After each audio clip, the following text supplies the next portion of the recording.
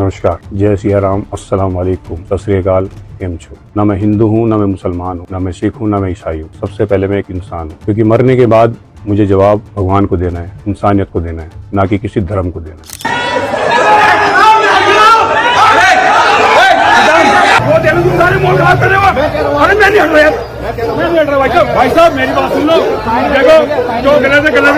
உடல் வலிமையை உறுதி செய்யும் சிலாஜித், கவனத்தை மேம்படுத்தும் அஸ்வகந்தா மற்றும் உயிர் சக்தியை பெருக செய்யும் சஃபேடு முஸ்லி போன்ற இமயமலையின் உணவுப் பொருட்களை கொண்டு வந்து மிஸ்டர் பர்ஃபெக்ட் உருவாக்கப்பட்டுள்ளது. உங்கள் முழு குடும்பத்தின் ஆரோக்கியத்தை மா நேச்சுரல்ஸ் மூலம் உறுதி செய்திருங்கள். 100% இயற்கையான மூலிகை பொருட்கள் மூலம் உருவாக்கப்பட்ட மிஸ்டர் பர்ஃபெக்ட் மற்றும் மிஸ் பர்ஃபெக்ட் தலைமுறையாக குடும்பங்களின் உடல் வலிமை, மன வலிமை மற்றும் மகிழ்ச்சியை பெருக செய்கிறது. உங்கள் மகிழ்ச்சியான பயணத்தை துவங்க www.manaturals.com என்ற இணையதளத்தை பார்வையிடவும் அல்லது வாட்ஸ்அப் எண்ணிலும் தொடர்பு கொள்ளலாம்.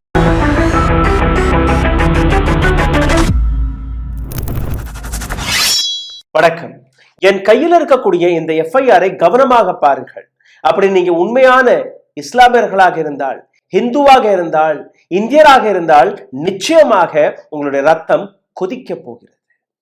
முகமது தீபக்குடைய கதையை 2 நாட்களுக்கு முன்பு நான் உங்களுக்கு எடுத்து காட்டியிருந்தேன். ஒரு இஸ்லாமியருக்காக, அவர்கள் மீது நடக்கக்கூடிய அத்துமீறலுக்காக பஜ்ரங் தள் குண்டர்களை விரட்டடித்த இதே ஹீரோ முகமது தீபக் கடந்த 30 ஆண்டுகளாக உத்தராகண்ட்ல இருக்கக்கூடிய கோட் துவார் என்கிற இடத்தில் ஒரு கடையை நடத்தி வருகிறார். ஒரு இஸ்லாமியர், அவருடைய குடும்பத்தினர்கள் 30 ஆண்டுகளாக இந்த கடையுடைய பெயர் பாபா யூனிஃபார்ம்ஸ் என்று எழுதியிருக்கிறது. School uniform. அந்த பிசினஸை பார்க்கக்கூடிய இந்த குடும்பம், இந்த வீடியோவை நீங்க தெளிவாக பார்த்தீர்கள், ஜூம் செய்து பார்த்தீர்கள்னா இந்த கடையுடைய உரிமையாளருடைய பெயர் ஷோஹேப் அஹமத் என்று தெளிவாக எழுதியிருக்கிறது. அதாவது இந்த கடை ஹிந்துவுடைய கடை அல்ல வேறொரு பெயரை வைத்தெல்லாம் அவர்கள் நடத்தவில்லை. தெளிவாக அந்த கடையின் உரிமையாளருடைய பெயரை எழுதியிருக்கிறார்கள்.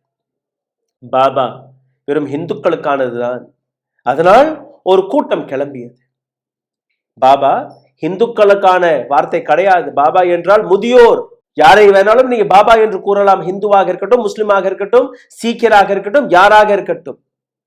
ஆனால் பஜ்ரங் தளை சார்ந்த இந்த கூட்டம், இந்த குண்டர் கூட்டம், இந்த தீவிரவாத கூட்டம் அவருடைய கடைக்கு சென்றது.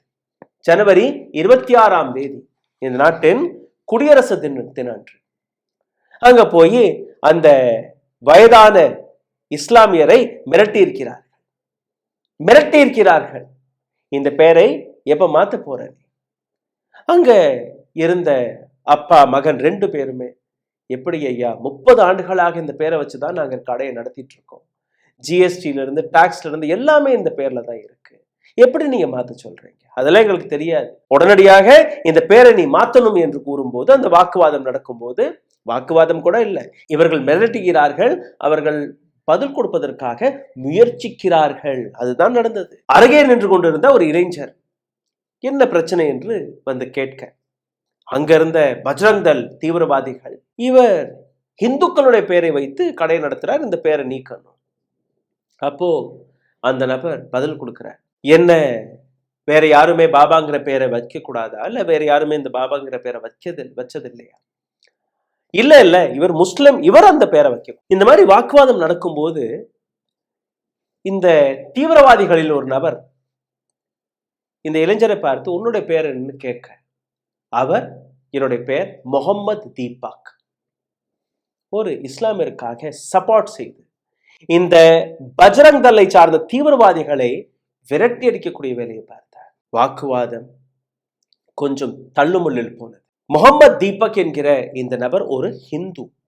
தீபக் குமார் இவருடைய முழு பெயர். அவருடைய நண்பரான வினோத் ராவத், அவரும் தீபக்குடன் சேர்ந்து இந்த பஜ்ரங் தளின் தீவிரவாதிகளை விரட்டடித்தார்கள். அந்த காட்சிகளை நீங்க பாருங்க. ये बाबा सुपर स्वीट्स वगैरह क्या है? वो सब हिंदू की दुकान है। मुसलमान क्या हो गया? मुसलमान नहीं भैया, बात सुनो ना, अपने बाबा क्या पहचान से कीजिए। क्या पहचान से? अपने पहचान से कीजिए आप। ये तुम्हारी पहचान है क्या? तुम्हारी बाबा हमारी पहचान है। हमारी पहचान है। क्या पहचान है? हमारी पहचान है भाई। आप से क्या उनकी दुकान? ठीक है। आपका नाम क्या भैया? अपना नाम? मेरा नाम मोहम्मद दीपक है भाई। मोहम्मद दीपक है आपका नाम? ठीक है। और आप कोटद्वार के नाम से क्या लेना? मेरा किसी दुकान में वीडियो बना रहा हूँ, बदमाश करो। तू भी बोल फोन। खोलो खोलो फोन खोलो यार, फोन खोलो। हमने भी नहीं करी, हमने कहा नाम चेंज हो जाओ यार। ठीक है, अरे जाने चल यार, ठीक है भाई यार, धक्का मत मारो यार। देखो अबे वीडियो किस कुछ बना रहा है, वीडियो किस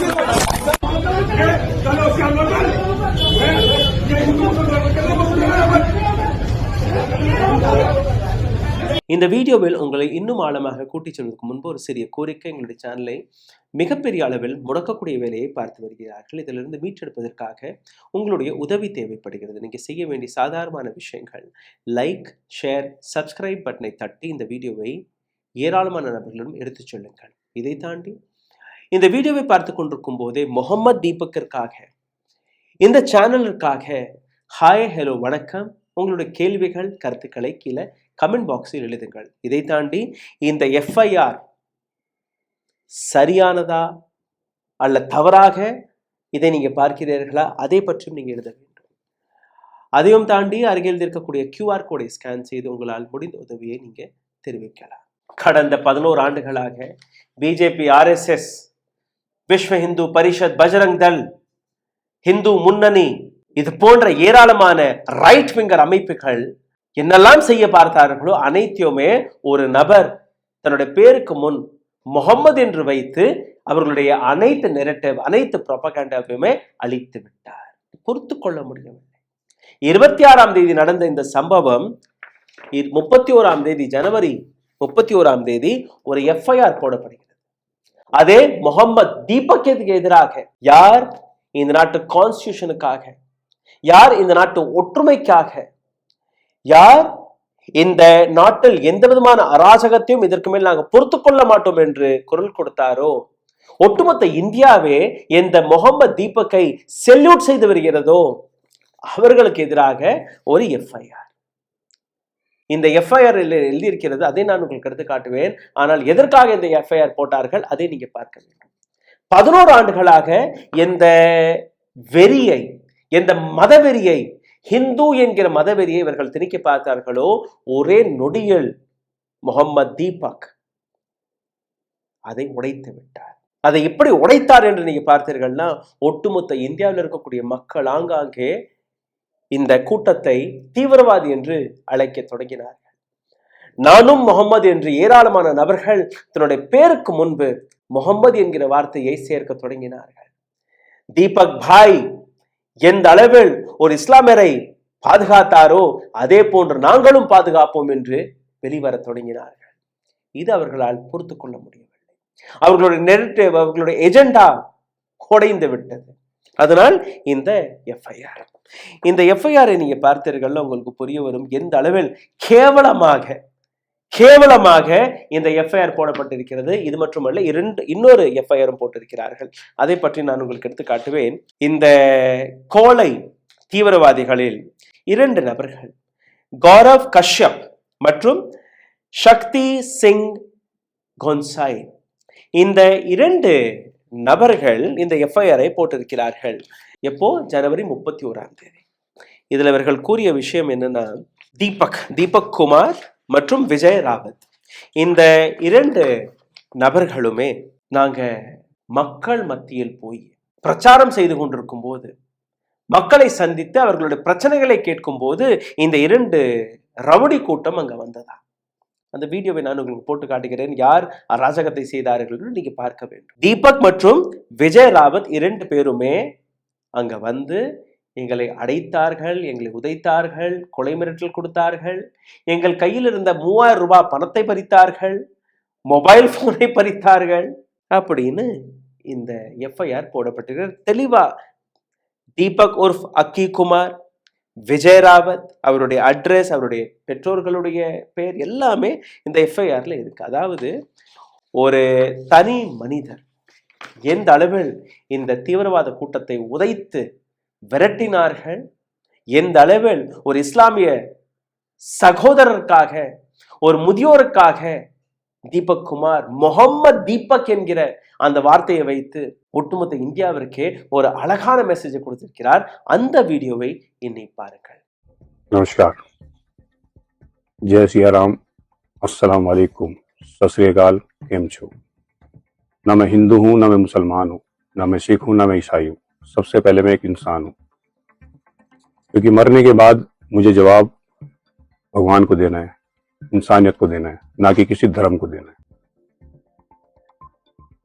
कुछ टाइम से आप एक चीज नोटिस कर रहे होंगे कि सोशल मीडिया पर एक वीडियो बहुत तेजी से वायरल हो रही है हिंदू मुसलमान को लेकर। किसी एक इंसान को टारगेट करना मेरे हिसाब से ये गलत है, ऐसा नहीं होना चाहिए, चाहे वो हिंदू हो चाहे वो मुसलमान हो। आप लोगों से, आप भाइयों से, बहनों से, दोस्तों से मैं बस इतना कहना चाहता हूँ कि हमारे देश को प्यार की जरूरत है, मोहब्बत की जरूरत है, ना कि कोई नफरत की। नफरत तो आप कितनी भी फैला सकते हो, उसमें कोई दिक्कत नहीं है, मगर प्यार बांटना बहुत बड़ी बात है। तो प्लीज प्यार से देखिए हमारे देश को, हमारे देश के लोगों को। धन्यवाद। இது ஒரு பக்கம். இப்ப இன்னொரு எஃப்ஐஆர் போடப்பட்டிருக்கிறது. இதே 31ஆம் தேதி நான் உங்களுக்கு இன்னொரு வீடியோவை எடுத்து காட்ட போகிறேன். ஆனால் அதற்கு முன்பு 31ஆம் தேதி இன்னொரு விஷயம் நடந்தது. என்ன? முகமது தீபக் குமார் ஒரு gym instructor, body builder, gym நடத்தி வருகிறார் உத்தராகண்ட். இவருடைய ஜிம்முக்கு வெளியே 150க்கும் மேற்பட்ட தீவிரவாத கூட்டம் அங்கு போயிருக்கிறது. கோழைகள், ஏன்னா சிங்கம் தான் தனியாக போகுமா, நரி கூட்டம் கூட்டமாக தான் போகும். இந்த நரி கூட்டம் அங்க போயிருக்கு. இந்த குள்ள நரி கூட்டம் ஏன்னா கூட்டமாக இருக்கும்போது யார் வேணாலும் பலசாலியா தெரியலாம் இல்லையா? அங்க போய் தீபக் குமாருடைய குடும்பத்தை பற்றி கொச்சையாக பேசியது மட்டுமல்லாமல் தாயை இழிவாக பேசியது, தீபக்குடைய தங்கையை பற்றி தவறாக பேசியது, தீபக்கு கொலை மிரட்டல் கொடுத்தது. அப்படி தப்பி தவறி தீபக் இந்த 150 குண்டர்கள் கையில் சிக்கியிருந்தால் சிந்தித்து பாருங்கள். அந்த இடத்தில் நின்ற போலீசார்கள் அந்த கூட்டத்தை கலைக்கவில்லை, அந்த கூட்டத்தை கண்ட்ரோல் செய்யவில்லை, தீபக்கை கண்ட்ரோல் செய்ய பார்த்தார்கள். 150 குண்டர்கள், அனைத்து நபர்களுமே வெளி மாநிலங்களை சார்ந்த நபர்கள், வெளியூரில் இருந்து திரண்ட நபர்கள். 26ஆம் தேதி நடந்த சம்பவம். 31ஆம் தேதி இந்த கூட்டம் அங்க வருது. போலீசார்களுக்கு முன்பு தீபக் மீது அட்டாக் நடக்கிறது. ஆனால் கூட தீபக் என்கிற இந்த சிங்கம் ஒரு துளி கூட பயப்படவில்லை. சீறுகிறார், அந்த 150 பேருக்கு முன்னாடி சீறுகிறார். அந்த வீடியோவை நீங்க பாருங்க. ஒரு குரங்கு அங்கிருந்து தாவி குதித்து வரும்போது தீபக்குடைய அந்த சீரலை பார்த்து இந்த அளவில் அங்கிருந்து ஓடினான் என்று நீங்க பாருங்க.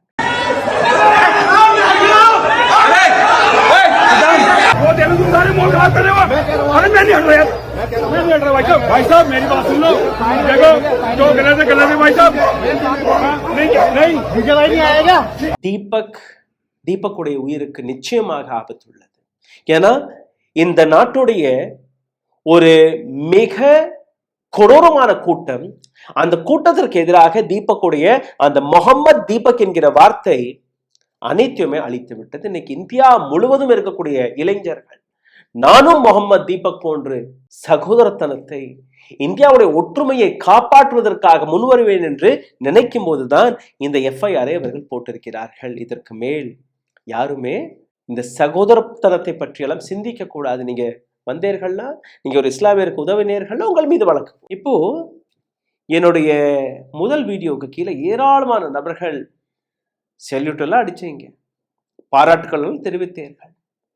இன்னைக்கு முகமது தீபக் மீது ஒரு எஃப்ஐஆர் போடப்பட்டிருக்கிறது. நீங்க என்ன செய்ய போறீர்கள்? உங்களால் கோர்ட்வார் வரை போக முடிஞ்சால் தயவு செய்து போங்க. போக முடியலையா, அட்லீஸ்ட் இந்த வீடியோவை பகிருங்க. At least you can do this. A man who stood for this nation and we should stand for him. இந்த நாட்டின் தீபக்குடன் இன்னைக்கு யாருமே நிற்கவில்லை என்றால் நாளைக்கு எந்த தீபக்குமே நிற்க மாட்டார்கள். யாருமே இந்த நாட்டு ஒற்றுமைக்காக பேச மாட்டார்கள். இரண்டாவது எஃப்ஐஆர் உங்களுடைய ஸ்கிரீனில் இருக்கு.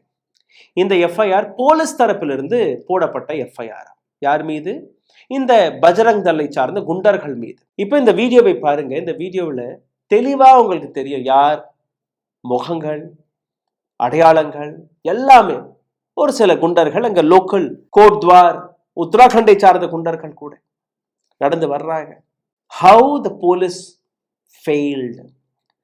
150 குண்டர்கள் கையில ஆயுதங்களை ஏந்தி, அவருடைய வாகனங்களில் ஆயுதங்கள் இருந்திருக்கிறது. ஒரு சிட்டிக்குள்ள உள்ள புகிறார்கள். போலீஸ் அந்த 150 நபர்களை கட்டுப்படுத்தாமல் ஒரு தீபக் என்கிற நபரை கட்டுப்படுத்துகிறது. 4-5 மணி நேரம் வரை அங்க நேஷனல் ஹைவேவை ஜாம் செய்திருக்கிறார்கள்.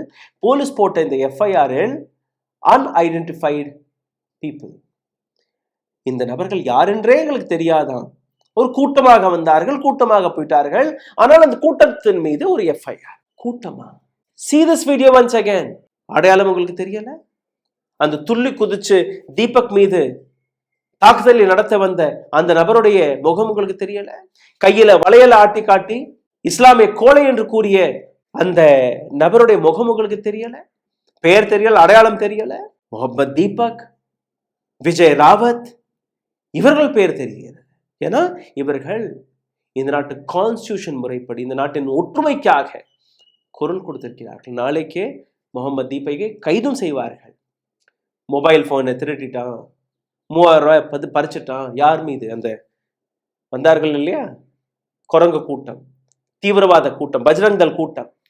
அந்த பஜ்ரங் தள் சார்ந்த கூட்டம் இந்த போலியான எஃப்ஐஆரை எழுதியிருக்கிறார்கள். வெட்கமாக இல்லை, கேவலமாக இல்லை. இது போன்ற கூட்டத்தின் மீது எனக்கு துப்ப கூட மனது வரல. ஏன்னா என்னுடைய எச்சல் அதை விட பல மடங்கு better. I don't want to waste my எச்சல் கூட. அதற்கு கூட லாயக்கில்லாத ஒரு கூட்டம் தன்னை பஜ்ரங் தள் என்று கூறுகிறது.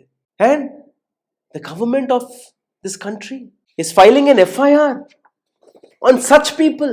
And இன்னொரு விஷயத்தை நான் உங்களுக்கு சொல்றேன். இந்த கூட்டம் வரும்போது கோட் துவாரில் உத்தராகண்டின் சீஃப் மினிஸ்டர் தாமி அவர்கள் அதே இடத்தில் இருந்திருக்கிறார்.